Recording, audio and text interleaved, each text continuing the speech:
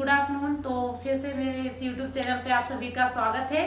और जैसा कि आप जानते हो, मैं मेडिकल से रिलेटेड नए नए वीडियोस बनाती हूँ। तो मैंने ये स्टार्ट किया है और मैं अपने चैनल पे और सारे नए वीडियोस लेके आऊँगी। तो ये शायद मेरी स्टार्टिंग वीडियो है जिसमें मेडिकल से रिलेटेड मैं आपको एक बहुत इंपॉर्टेंट चीज़ बताने वाली हूँ। जैसे गवर्नमेंट हॉस्पिटल्स में, government and other also private hospitals में भी बहुत सारे पेशेंट्स आते हैं जो एनीमिक होते हैं। मोस्टली फीमेल होते हैं जो कि एनीमिक होती है।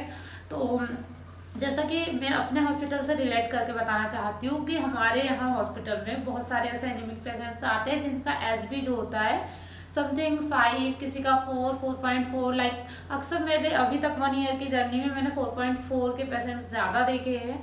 सो ऐसा कुछ वो ऐसा नहीं है, पर मैं बता रही हूँ कि मतलब एचबी इस तरीके से कम हो जाता है। नॉर्मल हमारा जो फीमेल में होता है 12 तो होना ही चाहिए। देन मेल जो होते हैं उसमें 14 to 16 तक एवरेज है। ओके, सो अधिकतर फीमेल में प्रॉब्लम्स आती है एचबी को लेके सबसे ज़्यादा।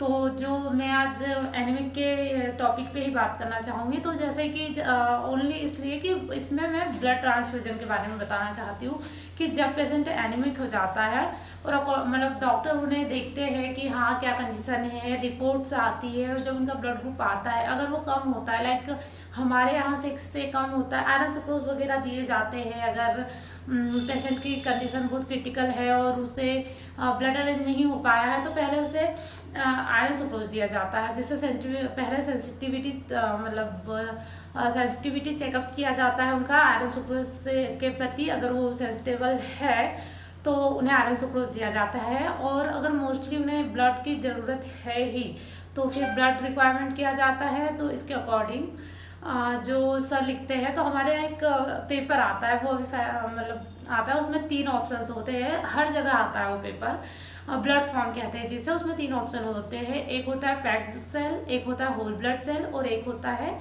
प्लेटलेट्स। तो अक्सर लोगों में यही कन्फ्यूज़न होता है। इस वीडियो के थ्रू मैं वही कन्फ्यूज़न दूर करना चाहती हूँ कि ये जो 3 ऑप्शंस दिए होते हैं उनका मीन क्या होता है। तो जो पैक्ड सेल होता है, मतलब जो पैक्ड सेल होता है वो एचबी से रिलेटेड हो जाए, जो आरबीसीज। ओके, जो हमारा ब्लड होता है उसमें सबसे ज़्यादा नहीं, मतलब जो मेन एचबी के लिए मतलब एचबी को जो डिटेक्ट करता है वो होता है आरबीसीज। ओके, तो हम जब आरबीसीज कम हो जाती है बॉडी में तो उसे सर मतलब कहते हैं कि उन्हें पैक्ड सेल दिया जाए, यानी पैक्ड सेल ब्लड उनको ट्रांसफ्यूज किया जाता है।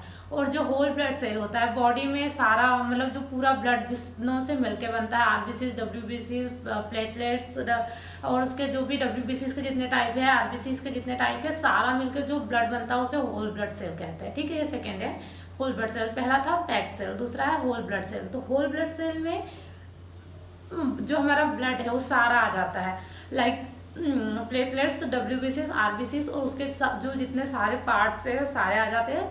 अगर इसकी जो मतलब पेशेंट में ऑल जैसे प्लेटलेट्स भी कम है, अदर डब्ल्यूबीसीज कम है, न्यूट्रोफिल्स वगैरह जो बॉडी के लिए प्रतिरक्षात्मक यानी इम्यूनिटी पावर को बढ़ाते हैं, रोगों से रक्षा करते हैं, लाइक वो भी कम हो जाते हैं डब्ल्यूबीसीज और न्यूट्रोफिल्स अदर। तो उसके लिए हम सारा होल ब्लड देते हैं कि उनके आरबीसीज में भी इंक्रीज हो, डब्ल्यूबीसीज, प्लेटलेट्स सारा साथ में हो।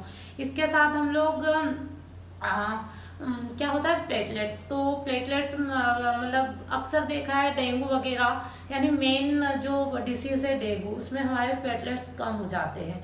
और अदर मतलब बहुत सारे अदर कारण भी होते हैं, जैसे कि हमारे प्लेटलेट्स कम हो जाते हैं। तो अगर प्लेटलेट्स डाउन है पेशेंट के, प्लेटलेट्स कम है, तो हम platelets transfuse direct, according to sir, direct platelets transfuse करते हैं। तो इस तरीके से जो पेपर में जो ब्लड फॉर्म होता है उसमें जो 3 ब्लड दिए जाते हैं, whole blood cell, packed cells और प्लेटलेट्स। सो ये तीनों अलग अलग इस तरीके से होते हैं।